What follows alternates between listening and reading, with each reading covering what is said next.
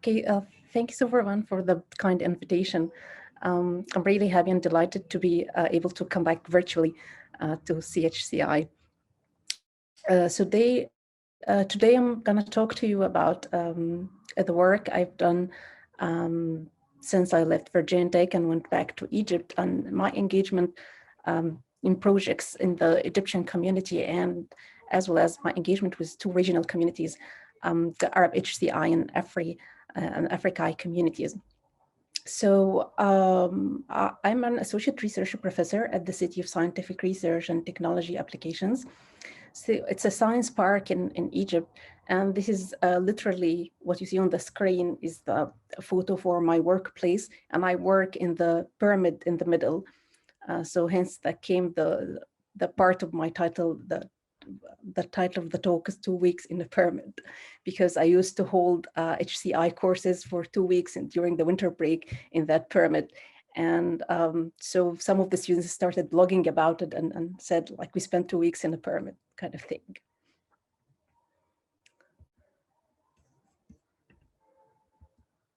Okay. So, and just to emphasize on any stereotypes that you have, now you've seen a pyramid, you also can, I don't know, I hope that you can see the camel on the screen as well. Can see that. So this camel is literally in front, so it's crossing the road in front of the entrance gate to my science park. And that's because it's located in a remote area in the northwest of Egypt. So this area was originally inhabited by the Bedouin communities, and these are nomadic tribes that started to settle in and move, assimilate into urban life.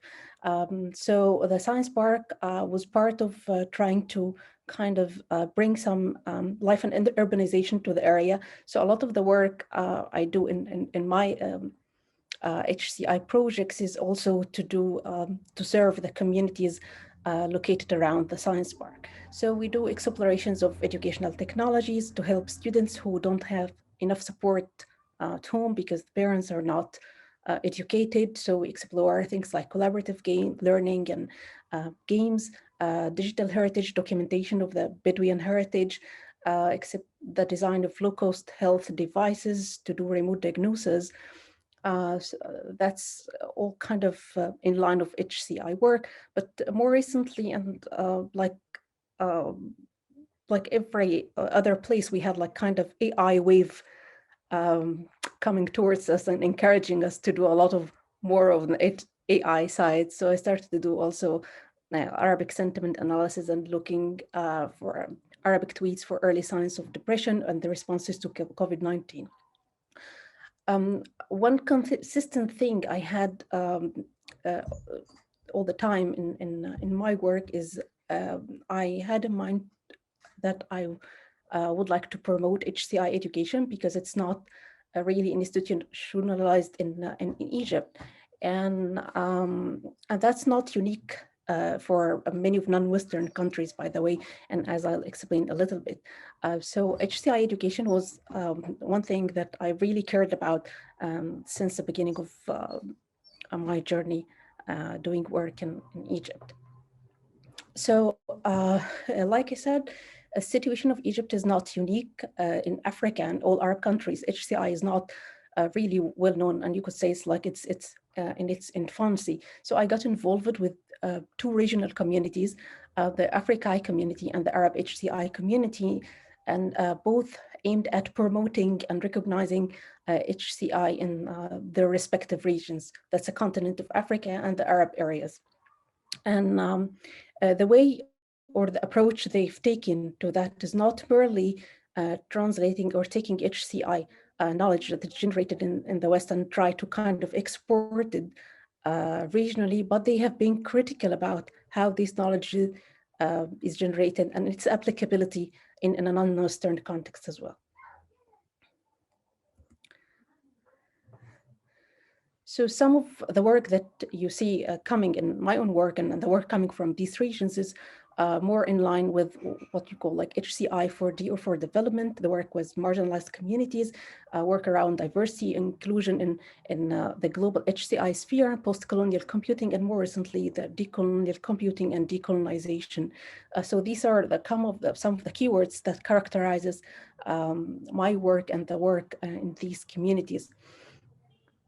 But these are also words that are becoming more popular in HCI discussions in the CHI conference, for instance. So in the upcoming CHI, there is a paper that the title, How Weird is CHI? And by weird, it refers to like Western, educated, rich, and democratic. And they have done analysis for CHI proceedings in the past 5 years, only to discover that 73% of the study findings are based on Western participants, representing less than 12% of the world's population. And the idea of the paper is like looking about how this knowledge really generated, how is the core of the HCI knowledge that the rest of the world kind of rely on. The idea of decolonization and using decolonization HCI, you'll find a lot of workshops last year and this upcoming talking about decolonization and HCI, but the concept of decoloniality or decolonization is also becoming a popular thing in AI. So last summer, there was a paper that got a little bit of uptake in the press by Oxford University and researchers from DeepMind, Google Deep, or kind of a nice tool to or inequities in AI applications. So these kind of conversations that I found myself involved in the past few years, I would like today to talk you through some of them, and taking some of the work I've done with the Bedouin community in documenting their heritage as a running case study to able to, because these concepts were kind of new to me this is not the kind of training I got when I joined HCI, so I had to learn them the hard way, so to speak. So I think, I hope today I'll be able to reflect on some of the work I have done in Egypt using these analytical tools and help you, if you're interested, to understand what are these things about and these conversations that are becoming more and more popular in the HCI domain.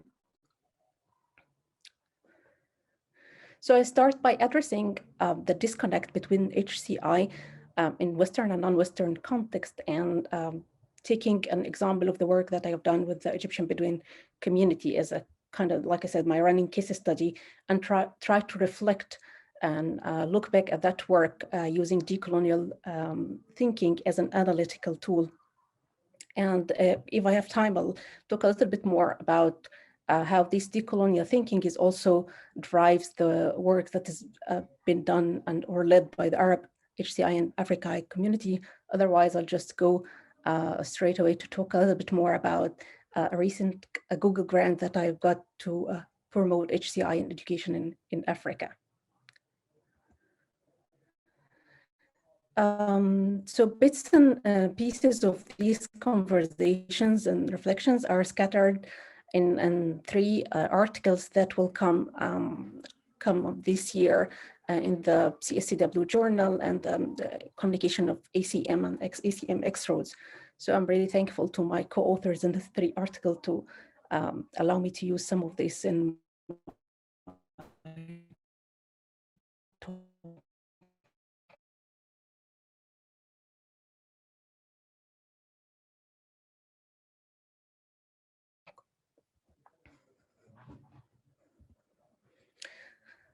So to talk about the disconnect, so before joining HCI program at Virginia Tech, I had really little experience of what HCI is, and it was the case that HCI is not really part of the curriculum or the HCI courses, maybe 1 or 2 just talking about usability will be part of the curriculum, sometimes classified under humanities courses. So computer science students are not really interested or won't pay too much attention to them because of the lack of the technical details. The term itself is still problematic. So for many students, when you tell them HCI, they really think of like sensors at the engineering side, the sensor, the interfaces, the modeling, something like the brain-computer interfaces. But if you talk about qualitative methods and data gathering or understanding users, that's pretty much distant from them.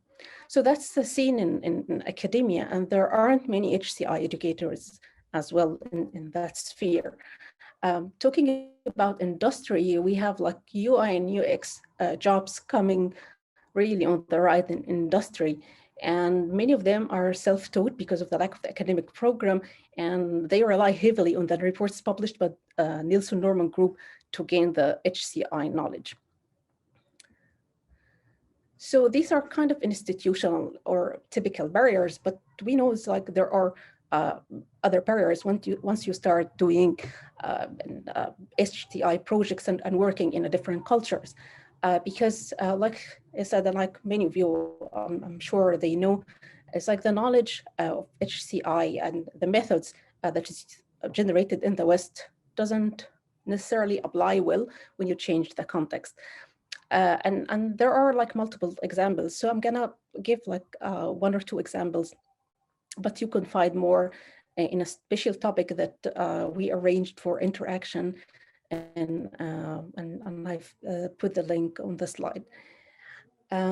So for instance, if you talk about one interface like the Facebook events, so when you have in the event, you have to specify if you're interested in going to the event or you're going to the event. And interested is something really in the present tense, but going is something in the future. And for many of the Arab users, something in the future, because we're very in touch with the religious values, has to be, we have to say like, this will happen with God willing, or inshallah, which is the same word that Biden used in that debate with Trump. So I discovered that many of my students, when we are about to organize an event and we curate a Facebook event, they don't use going to that event, even though we're the organizers, because it's like going is not associated with that word inshallah.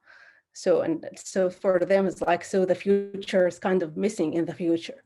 And this is just one example how many of the interfaces that we use in every day doesn't reflect the cultural values and the cultural understanding of the Arab users. Other examples include like privacy requirements for Arab women, and if they would like, or they don't prefer to like put their profile pages, like explicit profile pages, or if you want to do interviews or data gathering for Arab women, for Arab female users, they in some countries, they are not allowed to sit with the researchers on their own, and they have to have like a chaperone or a guardian to approve that. So even the applicability of methods like interview methods, that kind of questions, things like culture probes. When I tried to use culture probes with my Bedouin participants, also had several challenges, because in the culture probe, or using the prototyping in general, requires some sort of experimentation. And the Bedouin culture is culture more of good planning and problem avoidance rather than experimentations. So the thing is that to use like, okay, we're going to do this prototyping exercise or this culture probes exercise really doesn't go well. And you have to think of different ways or different methods to use with non-Western users, isn't that case. So to tell you a little bit more about the work I did to document the Bedouin heritage. So that was a project, joint project between UK and Egypt, funded by both parties and joined between my institute and Kingston University, and it's called the Hilali Project. So in the Hilali project, really had in mind is like the intangible cultural heritage or the practices expressions and knowledge, poems, stories, and celebrations of the Bedouin are at risk of fading because they are moving more towards taking standard jobs and having to assimilate into urban life. So they are losing a lot of that on the way. So the idea was like, how about we use digital technologies, particularly mobile devices, and many of them has mobile devices, to have an app designed for their mobiles, so they could pick and choose a certain kind of heritage that is relevant and of certain importance to them to document. And before we started the project, the idea was discussed with the community. They welcomed it, and they didn't have like other means of archiving their intangible heritage. So we felt it's okay to go ahead with that.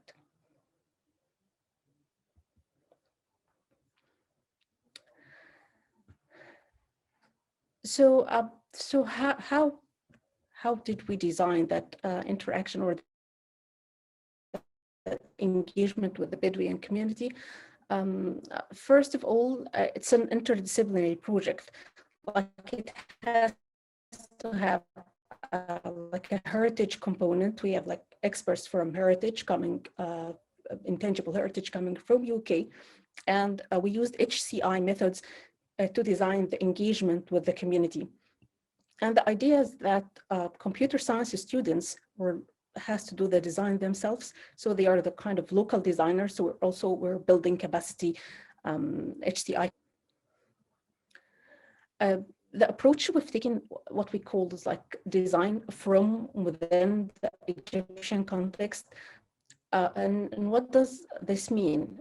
It means that the community has to lead the design in the sense that the community objectives and like their wishes has to be respected in terms of what to be documented and what not, what kind of technology they prefer to use and what's not. Well, we started using with like Western approaches because we didn't have our own.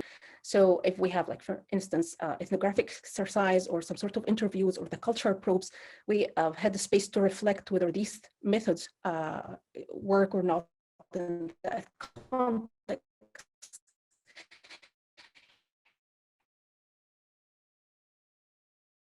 With the students and with the community. And we try to be attentive and respectful of the cultural specificities, because even though we are Egyptian, the Bedouins have their own culture and their own traditions and norms. And we made sure that we have to respect these differences while we go on in the design process.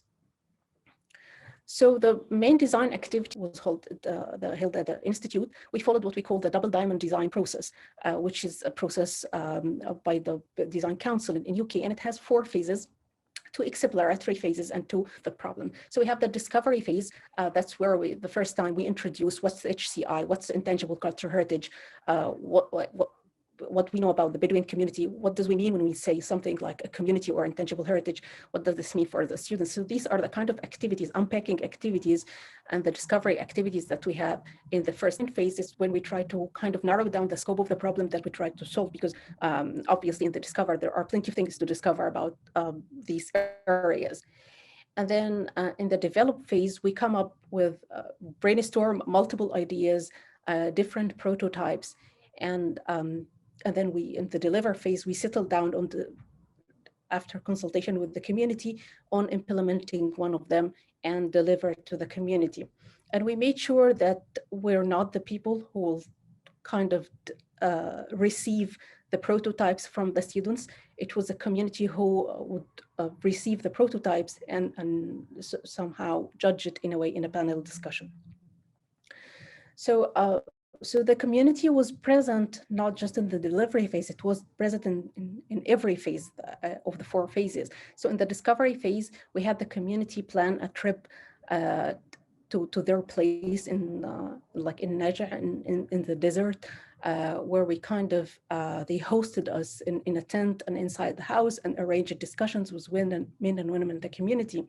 In the define and develop phase, we invited the community to have like co-design and workshops where the students presented some of the culture probes that they designed, and where they also engaged in co-designing interfaces and having feedback on their prototypes. So that kind of really we tried to make that led by students as much as we could, and we kind of stood back as mentors and really didn't interfere much in the process. So that went quite well. We ended up having a really nice engagement with the community. We had a different 4 prototypes for 4 designed apps. Students had, while they had this initial skepticism about qualitative research, they also appreciated its value because many of them coming from urban background had no other means to explore or to talk to the Bedouin community. So they find the qualitative tools that we provided them, whether at, like how to do an interview or how to have to make an ethnographic observation, or how to sit in a workshop, co-design activity with your Bedouin users, found it really helpful. So I think that was one of the really nice things that came out of this project. So as a kind of a concrete outcome, we had all our educational resources in what we call the Hilali toolkit, and made it available along with the lectures and everything for everyone who would like to use the same methods in engaging with remote communities. And we also at the end had one mobile app, Android app, that is uploaded now on the store and has English and Arabic interfaces, allows Bedouins and non-Bedouins to kind of engage. And it's in the phase we're currently deploying the app with the community. So a little bit of how this app came to the fore, and that goes back to what I said at the beginning about the disconnect between North, Western and non-Western, or maybe the disconnect between how we think about things in the Western, in the North and South, so to speak. So the initial thoughts of having this documentation app is that the team in UK had an already app on the store, and they wanted us to try it with the community. When we tried this app, it basically crashed on many of the devices. It didn't really work, and we couldn't go forward with the community having this an example for a documentation app, because that basically was a bad example. But what was interesting is the discussions as a teams in Egypt and UK had about the project, because at this point we started to question, so is this project really about having a technology, deploying a certain technology in the community, or about what the community want and what would work in the context of this community, even if we ended up not using the UK app itself. So that was one critical moment of the project and in the lifetime of this app. So the other critical moment happened after we had the students finished the prototype designs, because how this fund was structured is that all the money goes to UK, the app development money goes to UK. So in a way, we have the Egyptian designs interpreted by UK developers. So we ended up with an app with an English interface and email login, even though we know that our users won't use emails to log in. It's hard for them given the literacy, reading and writing skills they have. And also a lot of the aesthetics and time the students spend designing or using certain colors kind of lost in the way, because UK designers have the different ideas about what a nice app should look like. So that was another interesting moment. So we ended up having an app which is really we couldn't use or couldn't deploy in the community. And that was by the end of the project. So in order to kind of keep going at this point, So we raised a little bit of local fund and launched a student competition to redesign the app, picking the original ideas the students have, the code that came out of UK, and kind of had this competition with a prize provided by the local ICT industry. And we ended up having the current app, which was finally like one sign of success, because we give it back to the community. So really, these were kind of really critical moments in the project, and there has been a lot of discussions and a lot of learning for all of us to be involved in the project. Because I mean, so you're at the time of proposal, this discussion will happen. We're all excited that we're going to do something nice, at risk of fading. So we're all excited and we're all happy. And there's so little detail that. So I would like to take the opportunity now and look in retrospect. And we've done that in some of the publications that came out of this project.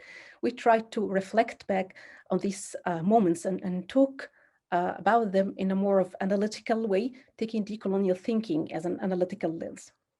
So what's this decolonial thinking and what this idea about decoloniality? So without, I'll just briefly introduce it because there is a lot that could be said in this area. But briefly, decolonial computing was introduced by Ali in 2016, and X-Road's articles published in Expanse basically bring us to the fore in the West or non-West or North and South collaboration is really the interplay of what we call the body politics and geopolitics. So the body politics, that would be decomposing the bodies involved in the research. So in the case of the case study, that would be we have like the community and the Egyptian researchers, the UK researchers, and each of these bodies has their own politics associated with it, has its own power associated with it, so to speak. And there is also that geopolitics. And by discussing or questioning the geopolitics, that's basically interrogating the origin and destination of the research and knowledge generation application. So again, back to the case study, that will be questioning the whose research agenda is this? So is this documentation of the Bedouin heritage, a UK agenda, or Egyptian agenda, or maybe the agenda of the community itself? And that knowledge that we generate with the Bedouin community and we kind of publish. So is it okay for the community to publish knowledge about them and their culture?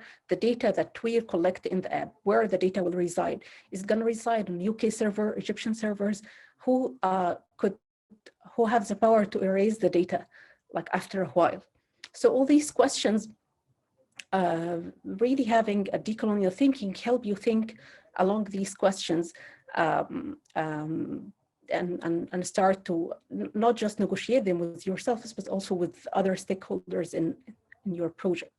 So the projects that adopt these stands you'll find them more about care about community partnership, having the community partners and making the decision, and having bottom-up approaches, being critical and continuously reflecting on the biases and the issue of power in this project. So two things, like I said, I can't really talk a lot about decolonial computing. There's a lot to be, that I would like to kind of illustrate, again, using the case study that I found very helpful. So the first concept is the concept of local knowledge. And local knowledge is a term referred to the knowledge that is not that is kind of local to a certain context. So in the case of the Bedouin community, that would be their knowledge of their place, the knowledge of the skills they possess, like navigating the desert or memorizing thousands of lines of poems. or their ability to trace the tracks in the desert whatsoever. And the idea of having local knowledge or talk about why the local knowledge should be appreciated is central to decolonial computing.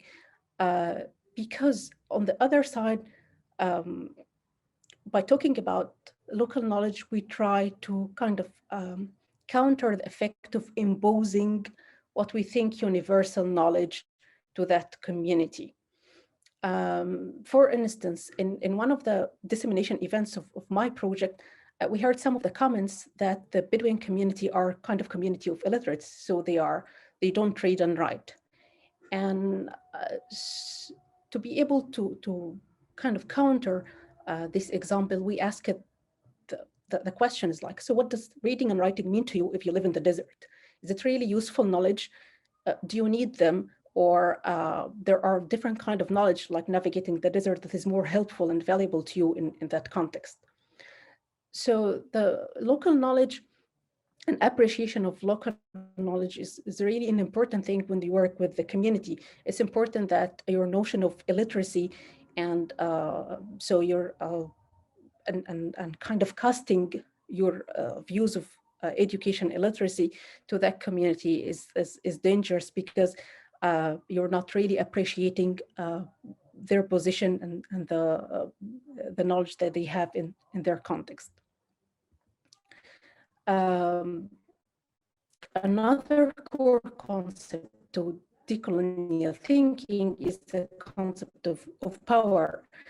And again, like I said, like who has the power in this project, and how the power dynamics is in place when you have like different stakeholders, like for instance, you have the funders, you have the Egyptian team, the UK teams, you have the community and the students. So how that power really, and how the power dynamics could play and kind of affect how you design your activities. The importance of reflection on the power, when you work with the communities that are somehow rural or marginalized is not to be like underestimated.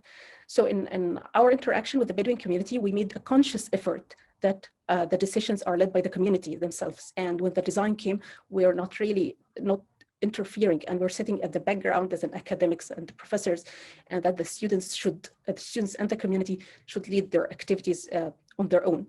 And there was a moment, what we called like a moment of truth. We wanted to test whether our efforts are really going in the right direction or not. So we had this exercise when we had stakeholders mark it on the different post-it notes, and we asked the students to mark who benefit the most from this project and who has the power of making the decision in this project. And we asked them to map that on like multiple circle. So if you're in the innermost circle, and this graph is for the benefits, then you're benefiting the most from this project. And if this graph represents the power and you're in the innermost circle, so then you have the most power in the project. And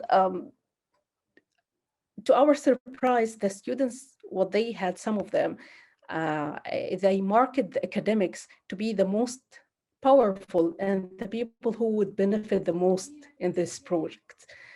And we know that we will benefit from the project, obviously, because we are going to have like scientific publications, but we giving that conscious effort that we made to have less power and less say in all the decisions during the course of the project, we were kind of surprised. And that to us signaled two things. It's really important to have open conversations with your teams, because maybe what you think you're doing is not what they perceive. And in the Egyptian culture, the teaching is frontal. So a lot of students are accustomed that the academics and professor really will have power. So even though we kind of flipped the design of the classroom and we sat in the background, they still perceived us as the persons of power. And the other thing is like, it's nice to have a way to reflect on that, because knowing that early on, though the project meant that we need to do like more effort kind of really not to interfere with the decisions the students made in the design or the community um, made about the technology. And so the thing, there is really no right and wrong answer. I mean, so I'm really here talking about the adopting a decolonial stance, which was nice as a reflective lens to look back at this project.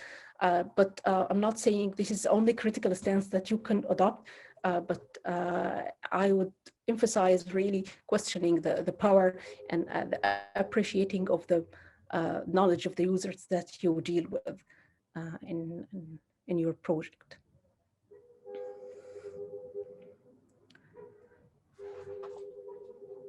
So also, so taking that decolonial computing lens of the concepts of local knowledge and power, I'd like to kind of briefly talk about two communities, because also these two notions will help you understand a little bit of the activities that is promoted by these communities in the global HCI. I chose these two communities because I'm familiar with them, but by no means these are the only communities that have the same message in the global HCI discourse right now. So when these communities started about 5 or maybe a little bit more years ago, they pointed out that a lot of the local knowledge in the African Arab context are not really appreciated in the global HCI discourse. And there is a disconnect between how researchers from these contexts see themselves and represent their context, and how these contexts are represented in the research coming from Western researchers. So that strong sense of misrepresentation, and somehow some of them even felt they are subject to certain stereotypes as meant they were looking somehow for alternative spaces inside the Kai community. And these alternative spaces were more of local intellectual spaces. So they held like their own workshops or their own conferences, where local knowledge and culture were kind of more appreciated, and they represented themselves without evidencing their credibility through Western eyes. And these workshops and meetings and also have local Western researchers, but the kind of local was the dominant. So it was like nice opportunity for them to present their work in a different way, as not as research subjects to kind of Western research, more like opportunity to talk like with the Western. So again, is like I think this is a kind of that by these kind of local communities are healthy if we want to think about a more inclusive global HCI community, because they have been very vocal about power issues and local knowledge. So I think, and I'm happy to talk more about that in the questions if you want, but to me it's like a kind of really changing the kind of discourse about these communities in the global community. Sorry, in these contexts in the global community. And one nice thing that comes out from these meetings, or like we started to see like South to South collaboration, for instance, that a recent Google award that I have got with Professor Anisha Peters from University in Namibia, that we're rethinking HCI education in Africa. And of course, when I say South to South collaboration, the point I'm trying to make here is like sometimes it's like there are different concerns and different power structure to deal with, as opposed to Ivan proposing this proposal with a professor from the North, for instance. Nothing wrong, by the way, by North-South collaboration, it's just a different kind of structure. So what we had in mind is really, this is a kind of Google award, and I put like question mark and exclamation marks and besides Google because of the recent firing events that wasn't the case when we applied to get the grant. We had a different kind of ecosystem. But anyway, so what we had in mind and the motivation is like we questioned really. We said to ourselves, we have been teaching HCI for a long time now, but we aren't able to reach an impact on our society. We aren't able to reach out to measure changes in the technologies that we see in the market. So what would we do differently? How we kind of redesign HCI courses, if we were to design one course, HCI, focusing on the impact, how would that look like? So we're still in the kind of planning phase so far, but so these are the basic ideas. First of all, it's like, so we usually target CS students when we teach HCI, but these are not the people really end up making the decisions towards how the technology become in the market. So how about if we engage different stakeholders, like entrepreneurs, technology makers, business people, and policy people?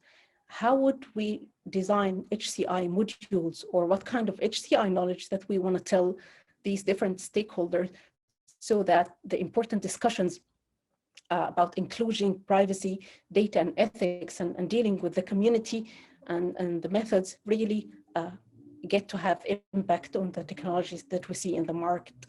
And of course, we're taking in AI innovations as an umbrella because everyone right now wants to do an AI application.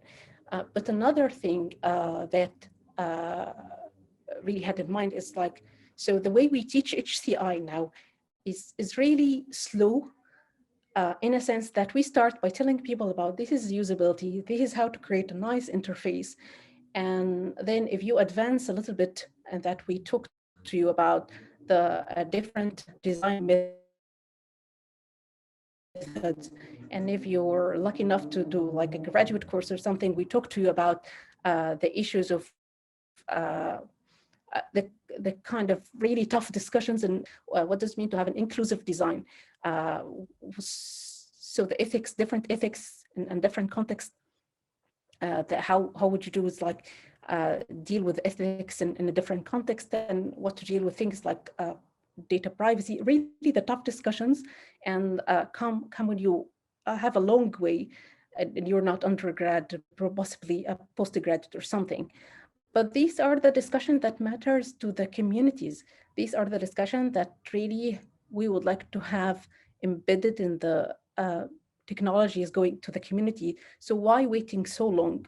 And how would we embed these discussions early on in our HCI curriculum? So that the kind of tough question that we have. And the third tough question that we have is like, so the term itself, HCI, we have been struggling to kind of sell that term in our context for many years now. And like I said, there's not so many people subscribe to it. And I'm not here talking about the HCI knowledge. I'm really talking about the label.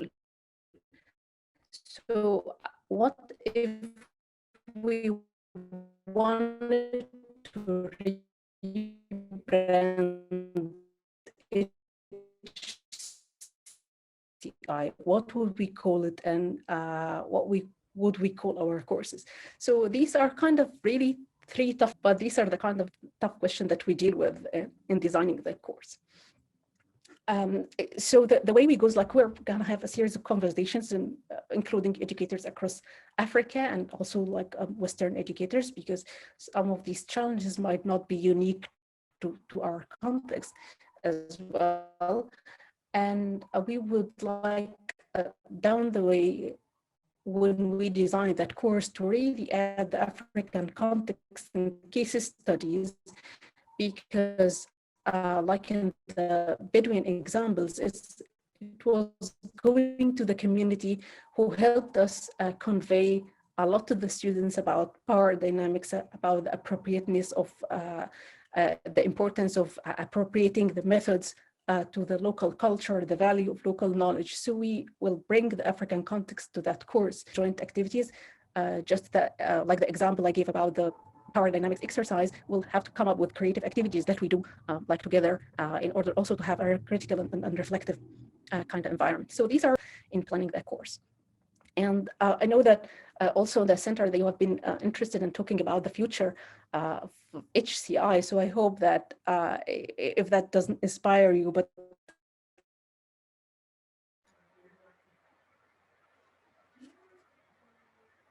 at least you could have share some thoughts and ideas about what you think of what we think of Thank you. And it's kind of like thank again all my collaborators and co-authors, and over to you.